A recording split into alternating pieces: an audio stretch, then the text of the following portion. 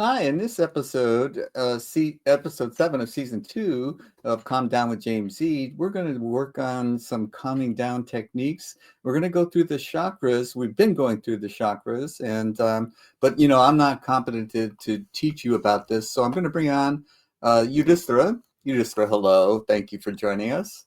Hello, And Jim G. I'm going to throw the ball in your court and let you tell us how this is going to help us change our attitudes and calm down. When someone throws a ball to you, there's always two things that can happen. You you either catch it or you don't. Yeah. So I'll try to catch this one as best I can. Okay. We have been, we are talking about the chakras, working our way through the chakras, and I will start this as I have started, I think, most of our segments this season, with the simple reality that the teachings of yoga are not acquired knowledge. And what I mean by that is that they are not acquired through the process, for example, of Western science, which is a very admirable approach to gathering information and sifting through by the means of the scientific method what is true and what is not true. Right. It's a very valid way to approach the material world. It loses its effectiveness when it comes to people. And as soon as people are involved, things begin to go awry in that world of science. The same is true with yoga, and that is to say that the challenges of yoga are that we have this tendency within ourselves to react to things that are going on around us over which we have absolutely no control. Right. And we get so caught up with them that I heard a term used last night in a meeting I was at that, for example, lowering one's expectations of what one is capable of achieving. I heard it referred to as an incarnation bomb. Whoa. Which means that you can lose the potential value of an entire incarnation by somehow lowering the standards, I see. And the same is true with reactivity, is that we can get caught up as much as we want to in the appearance of things as they are, and it will never be telling us the entire truth. And yoga comes from a place of wisdom that is handed down directly from the source. The teachings are then put into the hands of human beings where it is either distorted or misunderstood, or in the case of some particular beings, gurus, avatars, true prophets, and really good teachers, you end up with a clarity, a clarifying quality that breaks through the tendency that we have to get caught up in the outer world. Honestly, it does not matter what tradition those seers come from, those teachers. Sure. The Dalai Lama is just a wonderful, clear source. Right. And it's true within every single religion. Right. And that's because of the fact that the religions don't matter as much as some people give them credit for being. We don't have, the outward form of a religion really is not as important as whether or not it contains a clear pathway for an individual to return to his or her source. Right. And I just was very politically correct there in saying his or her. At the level of the soul, there is no his or her. Yeah. And so, this last week has been tumultuous, for many of us. And, the third chakra, which we're going to talk about today, excuse me, really figures into this a lot, because the third chakra is the element is that of fire. if I can just interject before we get started with it, Yeah, um, the incarnation bomb, I wanted to be clear that you meant, like, don't lower your standards. that's You know, exactly what I mean. you can have you can not expect certain outcomes to become reality, but that doesn't mean that you want to see the world as a more just, peaceful place, for example. Yeah, making things easier does not necessarily make for spiritual progress. Right, right. That's what it comes down to. That's for sure. And so when things are No pain, challenged, no gain. well, there is that. And it's, little aphorisms in daily life actually sometimes really land correctly. Yeah, No pain, no gain. However, it's easy to take that to an extreme sure. where people think that everything should be painful if it's going to have any value. Yes. And it's simply understanding that things are never going to be outwardly the way that we want them to be. Hmm. That the real work happens within Inside. ourselves. Right. Yeah, I couldn't agree more with that. That was one of the primary learnings in my recovery, was that it was an inside job, you know. Yep. And one of the people that I really like told me, it's what other people think of me is none of my business. Yes. It's my internal standards that I want to live up to, and the ones that I set for myself, and Yep. practicing the teachings that I've been taught as well as I can without expecting myself to be perfect. Well, what you just described is a place of balance, Hmm. and finding that place of balance is very much what yoga ends up being about. Yes. Yoga ends up, and of course we practice it outwardly. For example, if one is finding himself in a place of being distraught, and oftentimes, and even recognizing I'm distraught over something I have no control over. Right.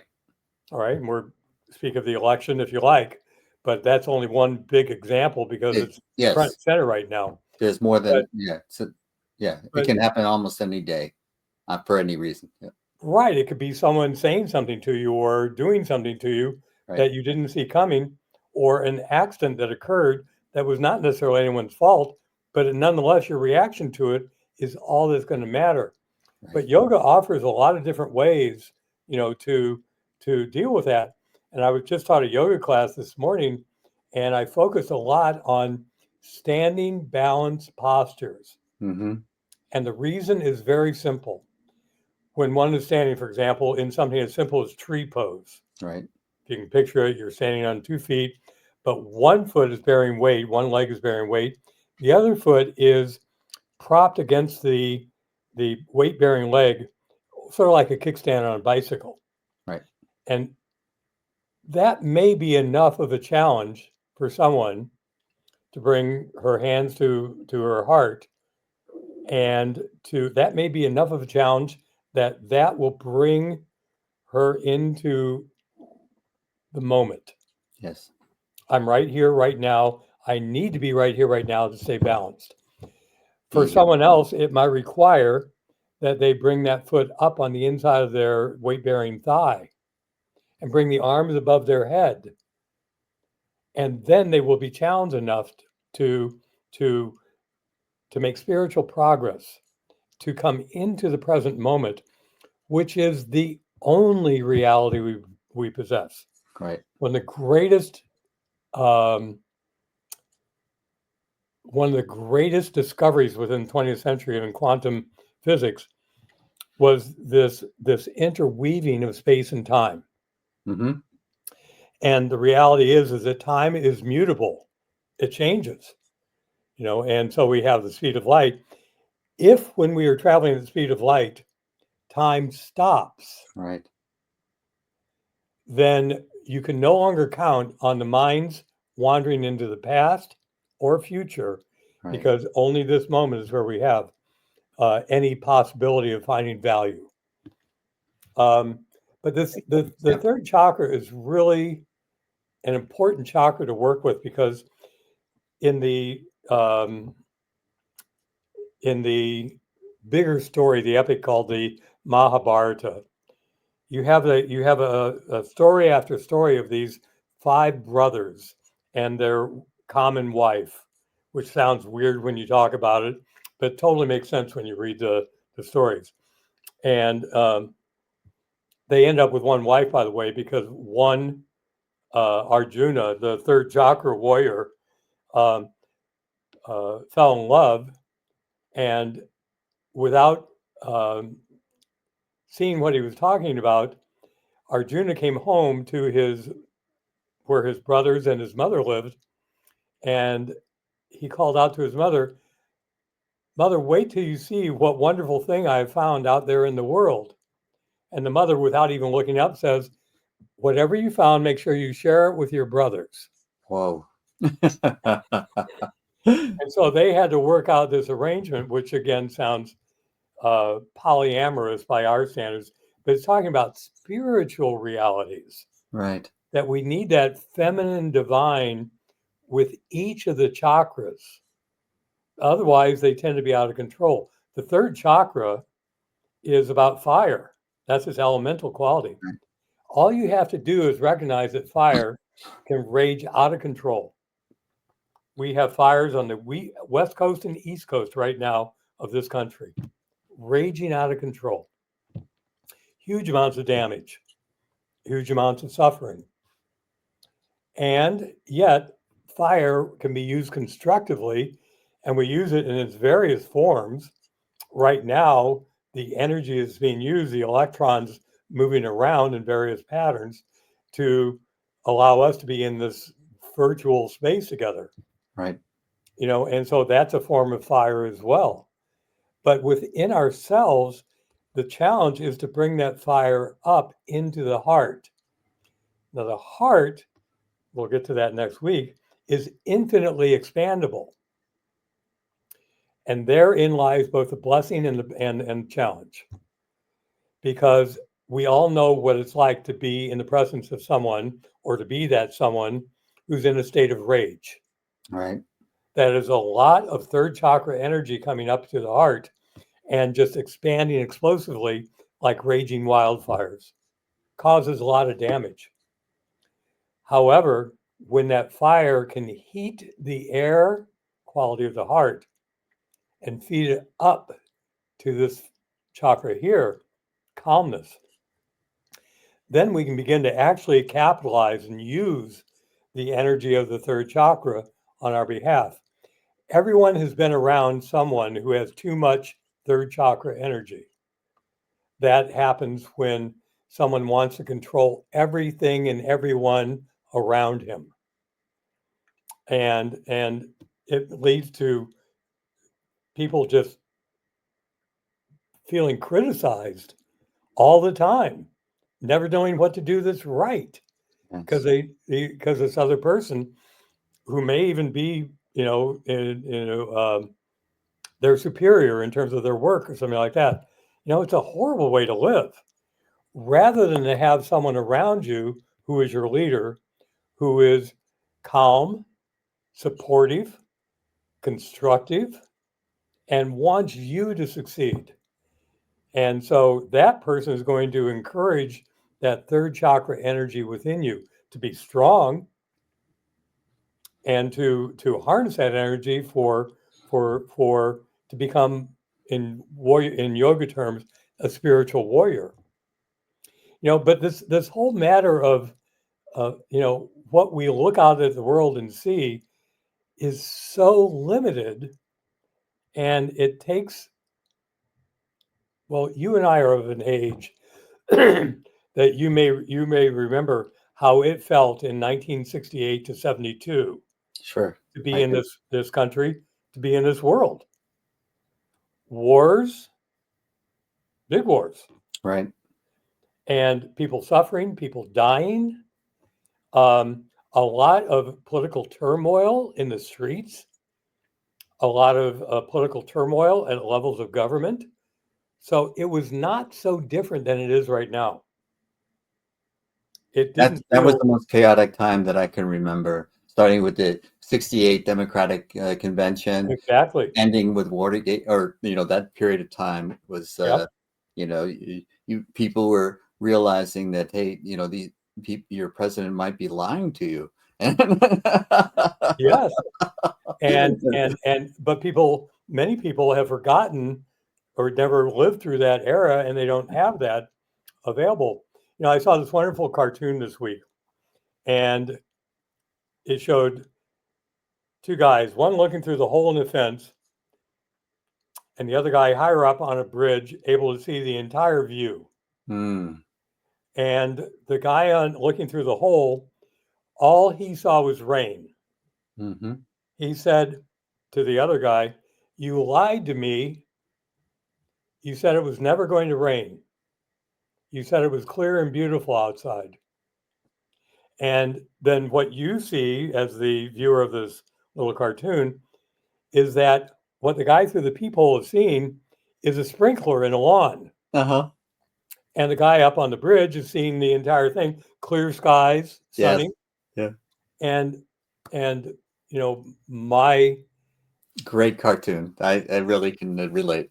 my challenge this week, I allowed myself, I did not watch anything on Tuesday. I chose consciously Yeah. to not watch anything My at wife all. does that too. She disengages for that, she doesn't want to get herself worked up. Yeah. From Monday through Tuesday, I didn't even notice. The way I knew what had happened was because I have some cryptocurrency and I saw Bitcoin shooting up. Uh-huh. And I knew then exactly what had happened. You put two and two together. And so, Yeah. and I was fine all day Wednesday until Wednesday night. And then it hit me, this heaviness. Mm-hmm.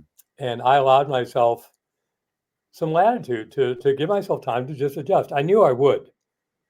I knew I was not going to be there forever. Right.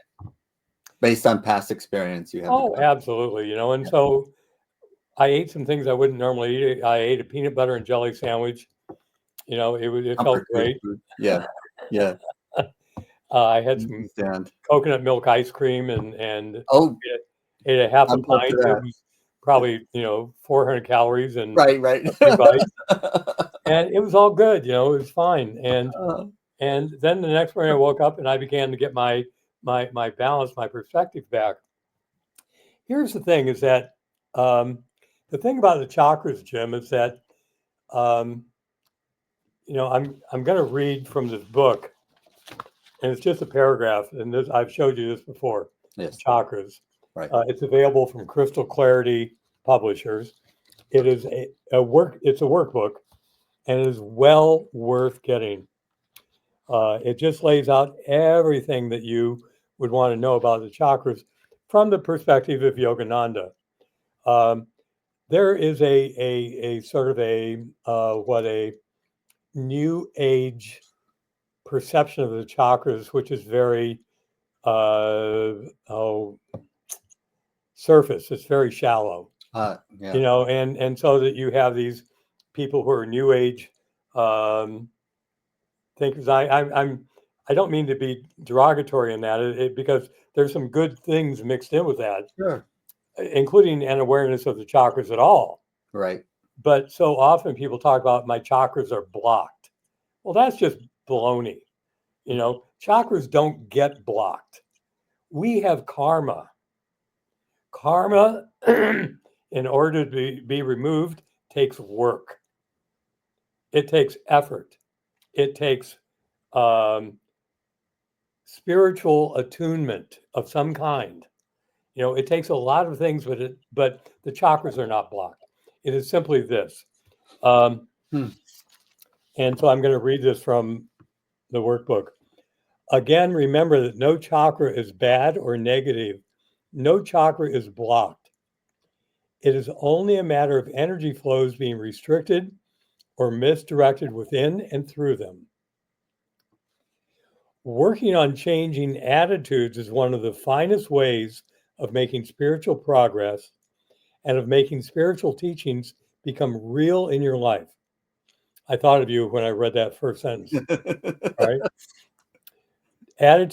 Changing attitudes is one of the finest ways of making spiritual progress.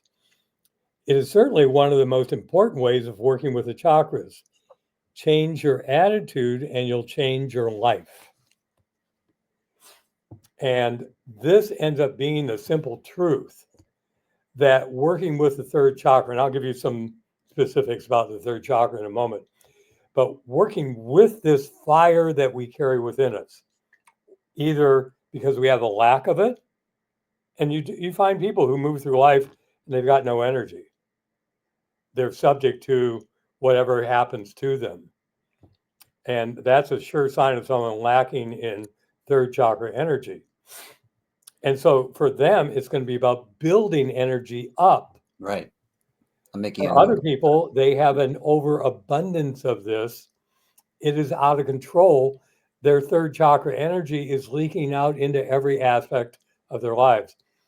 These are people who will not have successful relationships, marriages, friendships, things like that, because they will always be driving people away. And they will always be trying to control things that they cannot control. And they will always be in a state of agitation. And when I say always, we sometimes become that person.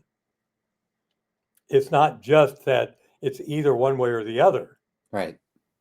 And so this third chakra I'm energy familiar with what you're describing personally. Yes. you say you are? Well, I have experienced that. So I know very well, and it's destructive to relationships for myself. And so part of my work has been to successfully channel that energy and to allow it to rise. And instead of emitting it in a way that causes pain and suffering. And the universe will reflect back to me if I have successfully channeled this fire, and then I do not cause damage to those around me. It's very, people would say, they don't understand this, but the universe tells you right away how you're behaving. If you're driving people away, you know it. And if people are attracted to you or want to be around you because you make them feel better, you can tell. So obvious. Yeah. People, it is, everything that you just shared is completely accurate in my perception of things. And the people who are dissatisfied with the way the election turned out and continue to amplify that are continuing to cause damage. They continue to bring chaos and anger and resentment, Right. and judgment and despair wherever they go by continuing to spew that out. It is never a matter, though, of suppressing what those feelings. Very important distinction, right? It is a matter of re-channeling them in productive ways. Right. And the third chakra is, again, look, in terms of yoga postures. If someone wants a well-known yoga posture that will work with the third chakra and strengthen it, or let's say rather than strengthen it, balance it. Plank pose is it. Yeah. Yeah, plank pose is it. It seems like you're weight bearing, which you are with your arms and legs. But as you hold the pose longer and focus on that third chakra, you'll find that plank pose is a way of bringing that third chakra into harmony. There's no affirmation that we use with it. That's a great tip. It's just, and if you want a yoga posture that is going to bring that energy upward to the heart, to the throat, and spiritual eye, the pose would be camel pose. And the affirmation camel pose with calm faith, I open to thy light. So you bring this light from the third chakra up into the heart where faith abides, Yes. into the throat where calmness abides. You bring it to here. Thank Calm you faith, so I much. open to thy light. That gives me something to actually do. Yeah. Well, and by the way, also working with the third chakra in yoga terms, there's what is called Uddiyana Bandha. Uddiyana. Uddiyana Bandha is oftentimes when you separate your feet, bend your knees, plant your hands on your thighs, you exhale and pull the belly button back firmly and hold it in place, and energy begins to build. Hmm. And then you release it and put your attention to the point between the eyebrows. That second part is every bit as important as the tensing part. Because when you put your attention to the point between the eyebrows, the energy that you have gathered here will tend to go up here. Oh, wow. So that's called Uddiyana Bandha. Interestingly enough, I've mentioned the astrology of these chakras. The planet that is associated with the third chakra is Mars, Right. the god of war. Yeah. And that's totally befitting. So you understand, you The begin red to see planet. that the Greeks and the Romans, they were onto something. The Egyptians were onto something. They were pulling from these same pools of wisdom, Yes. just putting them out into the world in a different way. Right. The thing about yoga, Jim, is that, it is not creating anything. It is simply describing what will happen to anyone when energy begins to move inward and upward through them. It simply describes it. Now, knowing that uh, energy anatomy can be helpful because it can begin to point you in the direction of what things are going to move the energy inward and upward. And one of the most like uh, aha moments in this last week for me, even before the election, I think it was that it's not all the big things. It's not the daily meditations. It's not the bandhas. It's not the yoga postures that are solely. It's not the long, deep meditations. It's not only those things. It's the daily acts of kindness, of compassion, Yes. and the remembrance that there is a single source of life that flows through every living thing on this planet, including the guy who just got elected. Yes. And that it is the same source that flows through you or me. It is not different. Um, People have been dismayed by some of the potential things that are going to occur, the people who are going to suffer. In 1947, when India was just gaining its independence, there was what was called the partitioning. Right. And the partitioning was the taking of what had been India and creating Pakistan, Bangladesh, and what is now modern India. This partitioning caused so much violence. Yes. People died. There was a mass migration, a forced migration of people to Pakistan and Bangladesh. And the suffering was massive. Yes. The great Indian saint Ananda Moyma during that time was asked by one of her disciples, "Ma, will you not please intercede to ease the suffering?" She meditated and came back with a simple statement, which may be the best, perhaps a closing to our show. She said, "Do you not think that the one who created this world does not know how to run it?" And what we see is not the entire picture. Sure. Just a little hole in the fence. We see exactly that hole in the fence. And the choice is, do we walk away from the fence and see the bigger view? Can we do that? Can we? And that's where the tools of yoga come in. They allow us to pull our head away from the little hole. They allow us to stand up. They allow us to look around. They allow naturally the energy to rise. And so that third chakra is a powerful chakra, and it is the warrior within us, but it's a spiritual warrior, Right. the one And the that spiritual warrior does not always have to fight. But exactly. yeah. Well, before I say goodbye to you, want to tell you, this has been incredible. It's always great to speak with you and to listen to you and to learn from you, but it's been incredibly useful for me, giving me tangible things to do. But I'm scrolling across the bottom of the screen, we see airu.tv. That's the website you can go to see previous episodes. But also you'll see on that, I have this saying that I try to remind myself of, and, things change when we do. It says across the top of that screen. So thank you for helping us change. Blessings, and it's absolutely my pleasure, Jim. Thank you. I'll see you. Bye-bye. All right. That was so good for me. I hope it was good for you. But if you want to give us feedback, info@airu.tv is the way to do it. So let us know if anything was helpful. If you want more of something about the chakras, about anything to do with yoga, we have a great contact. I have a great contact, and we can always get the wisdom that has come from the ancients and has been passed down to us, and we can learn how to do these things. So it has been my pleasure, and I have work to do. The plank's hard for me, but I'm going to try.